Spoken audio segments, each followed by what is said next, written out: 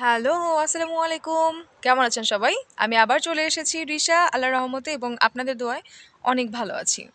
আমি আজকে খুব ইম্পর্ট্যান্ট একটি বিষয় নিয়ে কথা বলবো, আর সেটা হচ্ছে যে ক্যাম্পাস ইন্টারভিউ এবং কি অ্যাম্বাসি ইন্টারভিউ কী ধরনের হয়ে থাকে সেই বিষয় নিয়ে আমি আজকে কথা বলবো আপনাদের সাথে।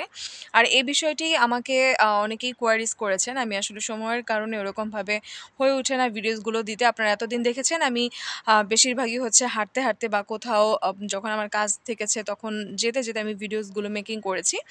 কিন্তু আজকে আপনাদের জন্য ছোট একটি পার্কে এসেছি এবং ছোট একটি পার্কে আপনাদের সাথে কিছু বিষয় নিয়ে গল্প করব, কিছু বিষয় নিয়ে কথা বলবো, ইনফরমেশন দিব এর জন্য। ওকে?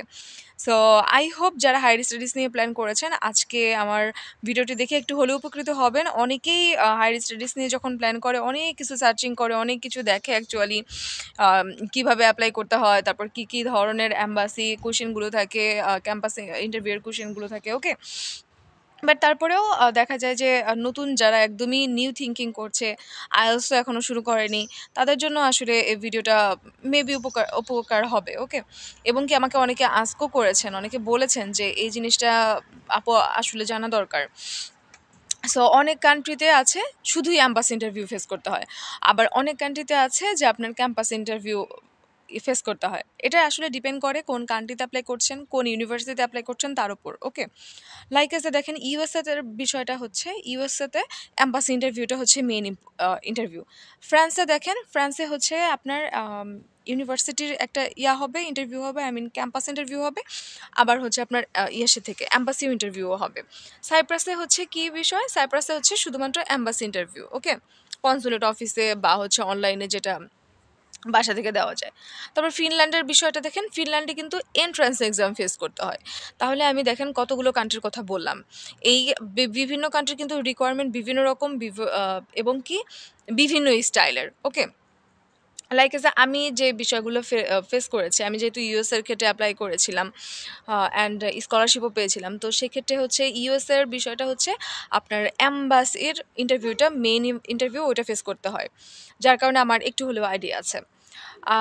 তারপরে হচ্ছে গিয়ে ফ্রান্সে আমি আমার স্টুডেন্টকে পড়িয়েছি, ও ইন্টারভিউ ফেস করেছে, কী কী ধরনের কোয়েশ্চেন এসেছে আমি সেগুলো দেখেছিলাম, যার কারণে ফ্রান্স সম্পর্কে আমার হচ্ছে একটু হলেও আইডিয়া আছে। ওকে? আর ফিনল্যান্ডের হচ্ছে এন্ট্রান্স এক্সামে আমি পার্টিসিপেট করেছিলাম, যার কারণে এন্ট্রান্স এক্সাম নিয়েও আমার হচ্ছে ইয়াটা আছে, অ্যাকচুয়ালি এক্সপিরিয়েন্স আছে। তো সেই টুকিটাকি বিষয়গুলো নিয়ে আজকে আপনাদের সাথে কথা বলবো। তো ফার্স্টে আমি আসি যে ক্যাম্পাস ইন্টারভিউটা কেমন হয়। ক্যাম্পাস ইন্টারভিউ, এম্বাসি ইন্টারভিউ দুইটার মধ্যে ওই রকম আকাশ পাতাল কোনো তফাৎ নাই। একদমই সেম ক্যাটাগরির ইন্টারভিউ হয়। লাইক এজ আপনার এম্বাসি ইন্টারভিউ আর ক্যাম্পাস ইন্টারভিউতে প্রথমেই যে কোশ্চেন করে যে আপনার নাম কি। ওকে? প্রথমে আপনার পাসপোর্টটা শো করতে হয়, তারপরে আপনার নাম কি জিজ্ঞেস করে, তারপরে most of the important and most of the popular question হচ্ছে why choose this university, why USA, Canada or Australia, why not another European country. Okay? Like as এইরকম হচ্ছে কোয়েশ্চেনগুলো থাকে। তারপর আপনাকে জিজ্ঞেস করবে যে আপনার স্পন্সর কে, তারপর হচ্ছে আপনার মানে আপনি যখন চলে যাবেন তারপরে আপনার সব কস্টিংগুলো বেয়ার করবে কে, আপনার ফ্যামিলি মেম্বার্স কয়জন, আপনার কোর্স মডিউল হচ্ছে কতগুলি, আপনি কোর্স মডিউলের কয়েকটা নাম জিজ্ঞেস করবে সেগুলো বলতে পারেন কি না। তারপরে হচ্ছে গিয়ে কোয়েশ্চেন থাকবে যে আপনি এই কান্ট্রির এই ইউনিভার্সিটিতে কেন হচ্ছে আপনি এপ্লাই করেছেন? আদার্স ইউনিভার্সিটিতে কেন এপ্লাই করেননি? ঠিক আছে? এগুলো জানতে চাবে। তো এগুলো মোটামুটি হচ্ছে গিয়ে ক্যাম্পাস ইন্টারভিউতেও যেমন ফেস করতে হয়, তারপরে হচ্ছে গিয়ে আপনার এম্বাসি ইন্টারভিউতেও ওরকম সেমই ফেস করতে হয়। ওকে? সো আকাশ পাতাল এরকম কোনো তফাৎ নেই। আপনি যদি একটার জন্য প্রিপারেশন নেন, আই হোপ আপনার ২ টার জন্যই প্রিপারেশন নেয়া হয়ে যাবে। লাইক এজ আপনি হচ্ছে ফ্রান্সের কথা চিন্তা করেন। ফ্রান্সে কিন্তু আপনার যেমন ক্যাম্পাস ইন্টারভিউ হবে, ক্যাম্পাস ইন্টারভিউতে যদি আপনি সিলেক্টেড হন, তারপরে আপনার ফেস করতে হবে হচ্ছে গিয়ে এম্বাসি ইন্টারভিউ। ওকে? তো এম্বাসি ইন্টারভিউ আই মিন ফ্রান্সে এপ্লাই করতে গেলে ২ থেকে ৩ বার ইন্টারভিউ ফেস করতে হয়। ওকে? ফ্রান্সের ভিসা হওয়াটা আসলে একটু ডিফিকাল্ট। আর এখানে হচ্ছে অনেক ভালো একটা আইএলটিএস এর ব্যান্ড স্কোর, ভালো একাডেমিক ব্যাকগ্রাউন্ড ছাড়া, তারপরে ভালো একটা হচ্ছে কি বলবো স্ট্রং একটা ব্যাংক স্টেটমেন্ট ছাড়া আসলে ফ্রান্সে অ্যাপ্লাই না করাটাই বেটার। কারণ যেখানে ভিসা না হয় সেখানে শুধু শুধু অ্যাপ্লাইটা করাও দেখা যায় যে নিজে একটু ডিপ্রেসডে চলে যাওয়া। ওকে? তো যাই হোক, বিষয়টা হচ্ছে দিন শেষে চেষ্টা করতে হবে এবং কি আমার প্রোফাইল অনুযায়ী, আমার ব্যাকগ্রাউন্ড অনুযায়ী আমি যে কান্ট্রিতে অ্যাপ্লাই করতে পারবো সেখানে আমি অ্যাপ্লাই করব। ওকে? এইটা হচ্ছে বিষয়। তো নরমালি এই ধরনের কোয়েশ্চেনগুলোই হচ্ছে বেশি থাকে। ওকে? তো এম্বাসি ইন্টারভিউ সেম। আমার ক্ষেত্রে ইউএসএতে যে বিষয়গুলো হয়েছিল, আমি আমার ইউএসএর এম্বাসি ইন্টারভিউটা একটু আপনাদের সাথে শেয়ার করি। সেটা হচ্ছে যে ইউএসএর ক্ষেত্রে আমাকে ফার্স্টে জিজ্ঞেস করলো যে হোয়াটস ইউর নেম। তারপর আমাকে পাসপোর্ট দেখাতে বললো, দেখালাম। তারপর আমাকে জিজ্ঞেস করলো যে হোয়াই চুজ দিস ইউনিভার্সিটি, এটা জিজ্ঞেস করলো, আমি বললাম। তারপর জিজ্ঞেস করলো যে আমি কোনো ইউনিভার্সিটি থেকে স্কলারশিপ পেয়েছি কিনা, কয়টা ইউনিভার্সিটি থেকে আমি স্কলারশিপ পেয়েছি, তারপর কতগুলো ইউএসের কতগুলো ইউনিভার্সিটিতে আমি হচ্ছে গিয়ে অ্যাপ্লাই করেছি। এটা মোস্ট একটা ইম্পর্টেন্ট কোয়েশ্চেন। তারপর জিজ্ঞেস করেছিল যে ব্যাংক স্টেটমেন্ট হচ্ছে মানে কেমন, এবং কি আমার যে আমার স্পন্সর কি করে, স্পন্সরের বিজনেস না জব, সেগুলোর ডিটেল সম্পর্কে জানতে চেয়েছে। তারপরে আরও ছিল যে আমার কোর্স মডিউল কি, তারপর কোর্স মডিউল হচ্ছে নাম কি, এগুলো জিজ্ঞেস করেছিল। তারপরে জিজ্ঞেস করেছিল যে আমার টোটাল কোর্সের ডিউরেশন কত। ঠিক আছে?